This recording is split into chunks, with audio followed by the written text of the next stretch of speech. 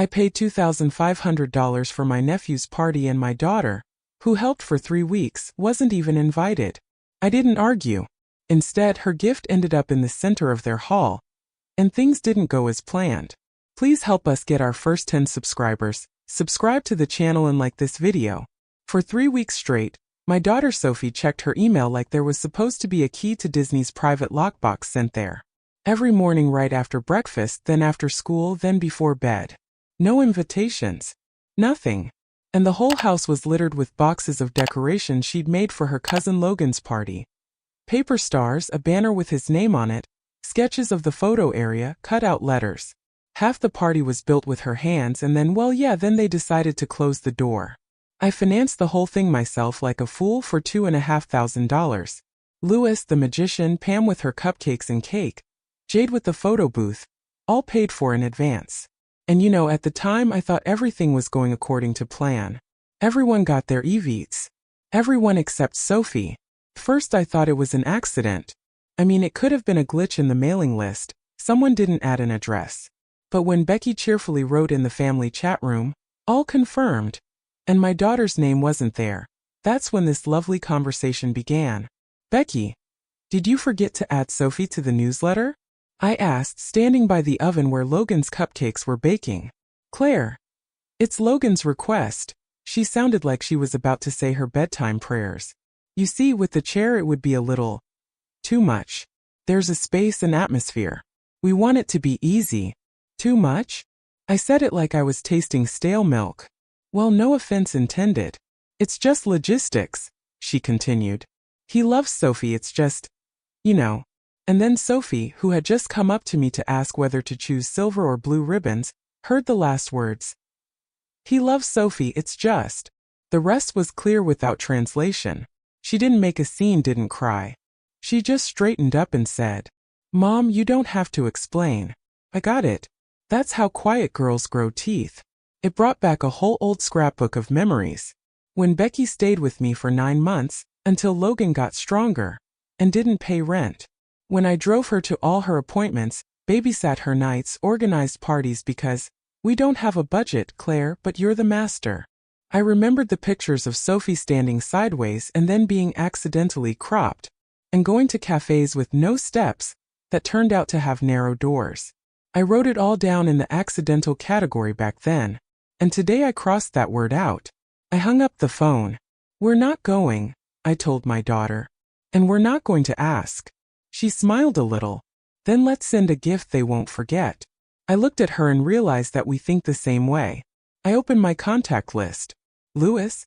Great change of address. Pam? Yeah, same day, but it's our place now. Jade? We bring everything to my yard. There's a ramp and there's outlets on the street. Then she wrote to several parents who always greeted Sophie as if she were not a burden but a joy. Today we will have fun in the yard. If you're free, come with your kids. I didn't add why. It was enough that I knew. By late afternoon the yard was half done. Sophie was taping up the "Everyone is a guest here" signs and making sure the tables were at a comfortable height. On the kitchen table was an empty box, neatly glued inside. It's for our present, I said. That night, for the first time in a long time, I wasn't thinking about how to save or justify anyone. We were just getting ready. At times like this, I always think that family silence is also a party choice. None of the rest of the family wrote, didn't ask what happened. It was as if Sophie's absence from the party was as normal as serving potato salad at Christmas.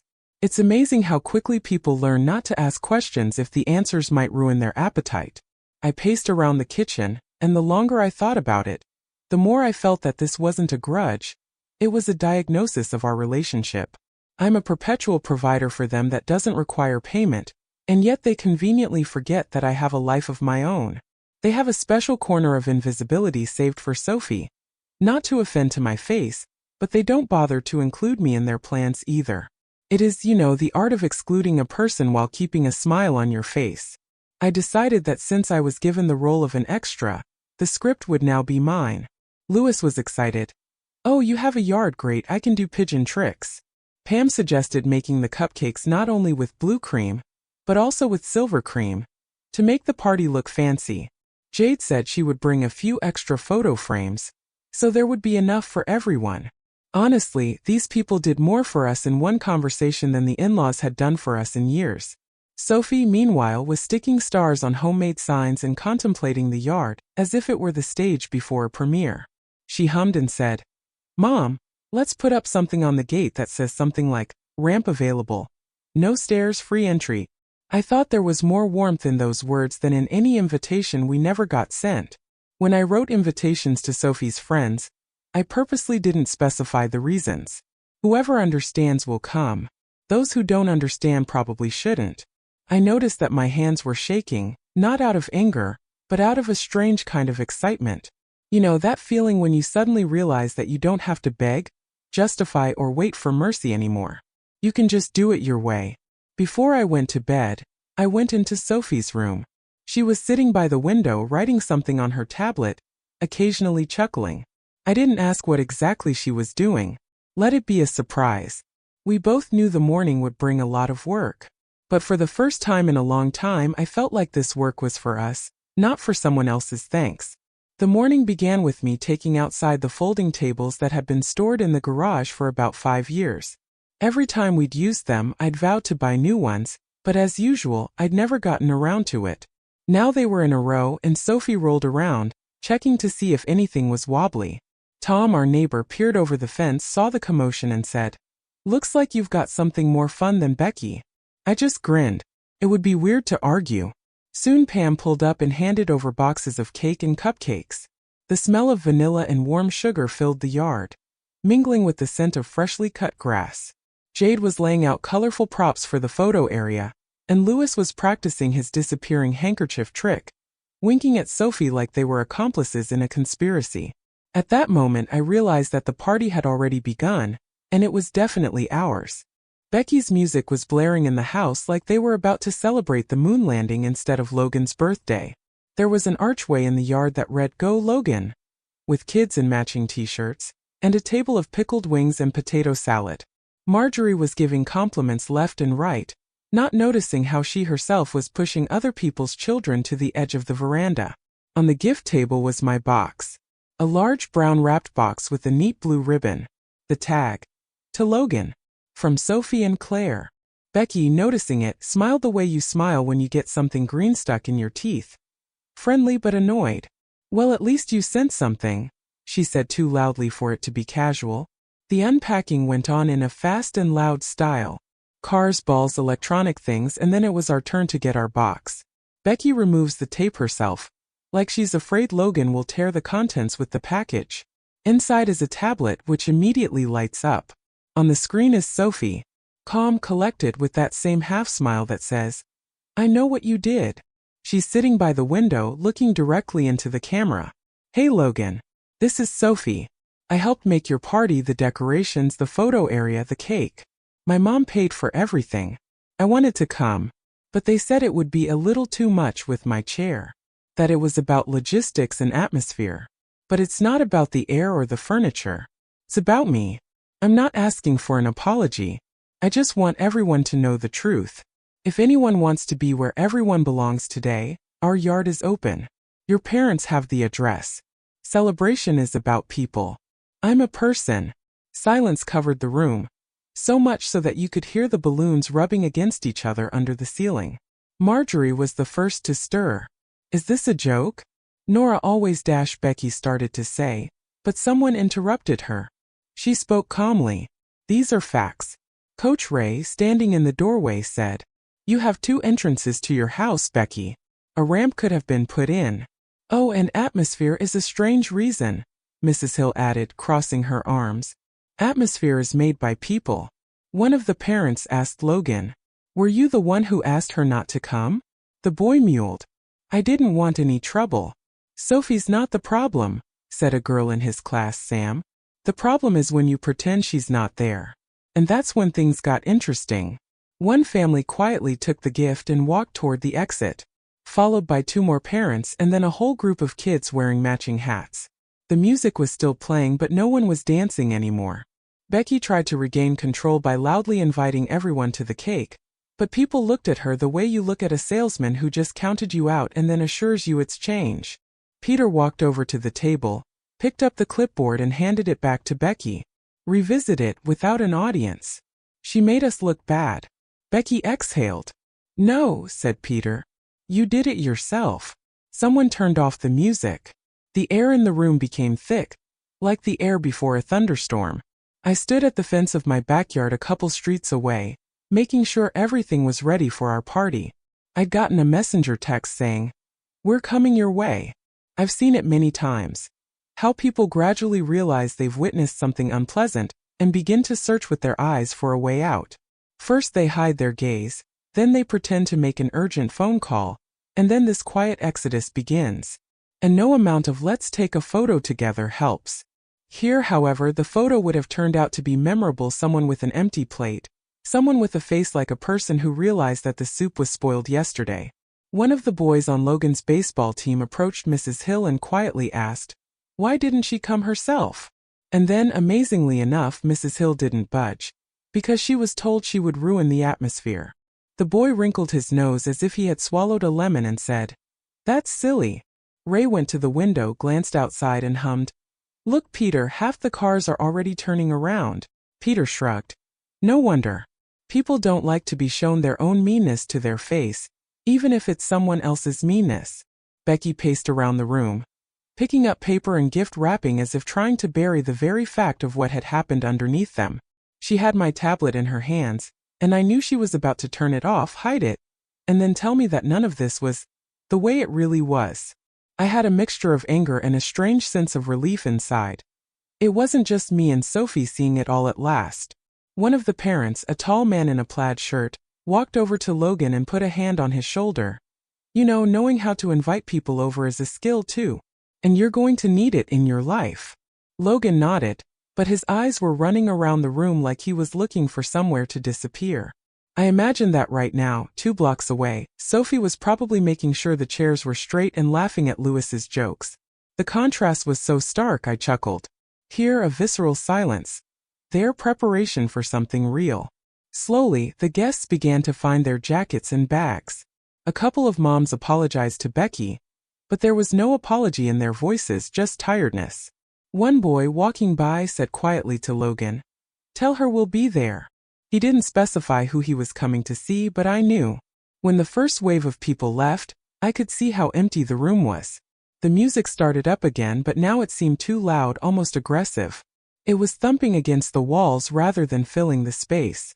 Becky had apparently decided that it was possible to take control of the situation through noise. But noise was the last thing needed when people had already made the decision to leave.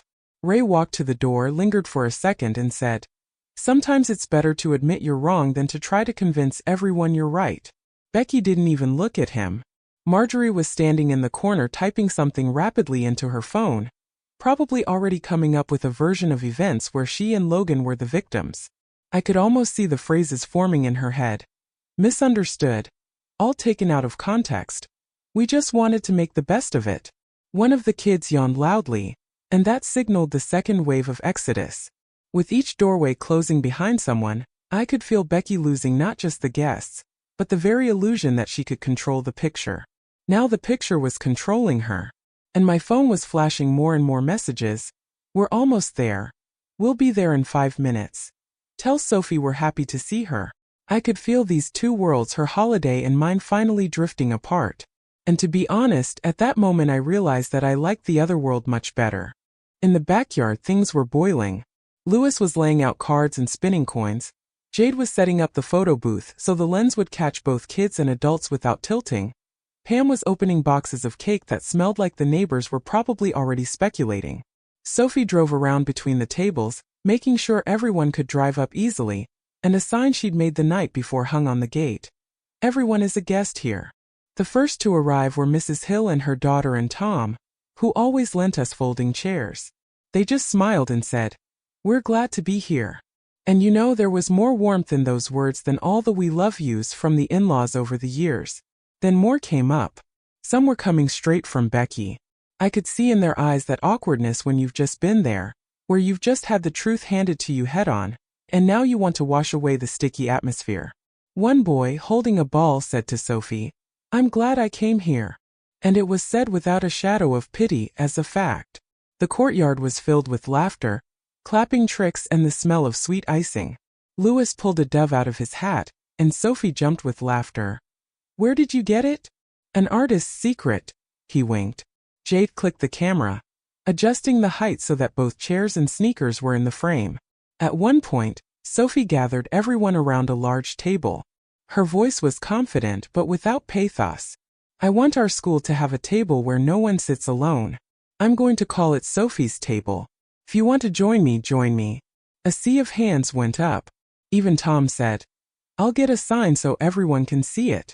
And I realized it was more than just a response to someone else's rudeness. My phone, meanwhile, was lit up with chat from Becky. Long messages capsized with "You've turned everything upside down and you've ruined the party." I didn't open any of them. In the next corner, Sophie was feeding a pigeon with cupcake crumbs, and the kids were laughing around her. By late afternoon, we were sitting under the garlands. On the fence hung a banner "Celebration is about people," made by Jade from the remains of the photo zone. The guests were in no hurry to leave, and I caught myself thinking that, for the first time in years, I didn't feel like I had to fix anything. About 2 blocks away, Becky was probably already writing a social media post with her trademark, all taken out of context. But it didn't matter anymore. We had our context, and everyone had a place in it. As Luis rehearsed his disappearing card act, I noticed that Sophie was looking at the guests the way a person looks at a long-awaited landscape after a long drive. Not with greed, but with a kind of quiet satisfaction. "Yes, I'm here and I'm not hiding." It was better than any gift. Mrs. Hill brought homemade cookies and set them next to the cake. "I know you like cinnamon," she said to Sophie, and she smiled in a way that made me want to remember it. Tom fiddled with the chairs, lining them up, and winked at me. "Don't worry, no one's going to fall over now." It was a simple concern, but it's what makes the holidays real. Gradually, new guests arrived. Some carrying flowers, some carrying homemade lemonade in plastic jugs, some carrying toys that were clearly meant for Logan but had now found another recipient. No one made pathos-laden speeches.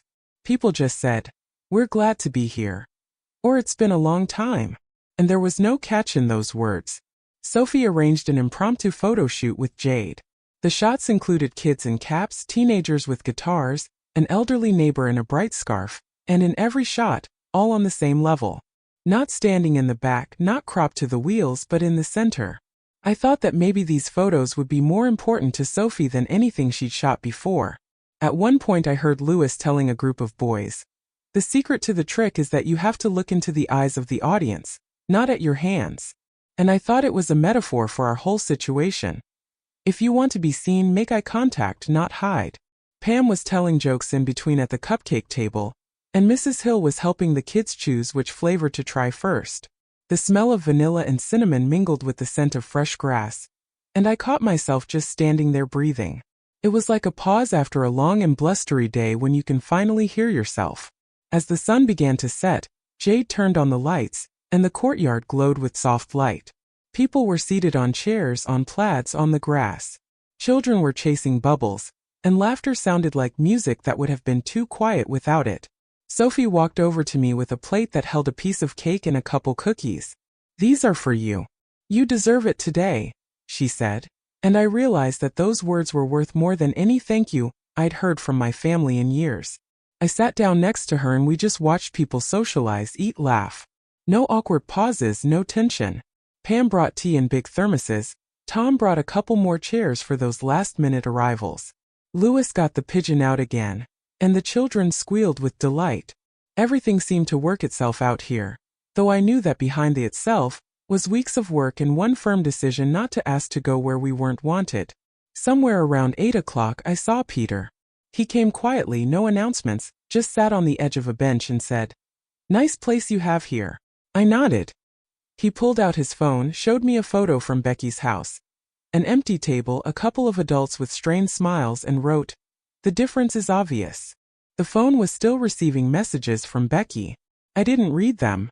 Not because I was afraid, but because they didn't change anything anymore. We had our own party, and it was a success. I felt that with every laugh, with every new photo, Sophie and I were building something of our own, solid and honest. When the guests started to leave, no one was in a hurry.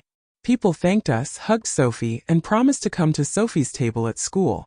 And I, picking up plates and cups, realized that I wouldn't put any more effort into someone else's decorations if there wasn't room for us there. The lights of the garlands reflected in the windows, and I thought, this is it, the context that no one can take out. A context in which we are not extras but protagonists. And in this context, there's room for everyone.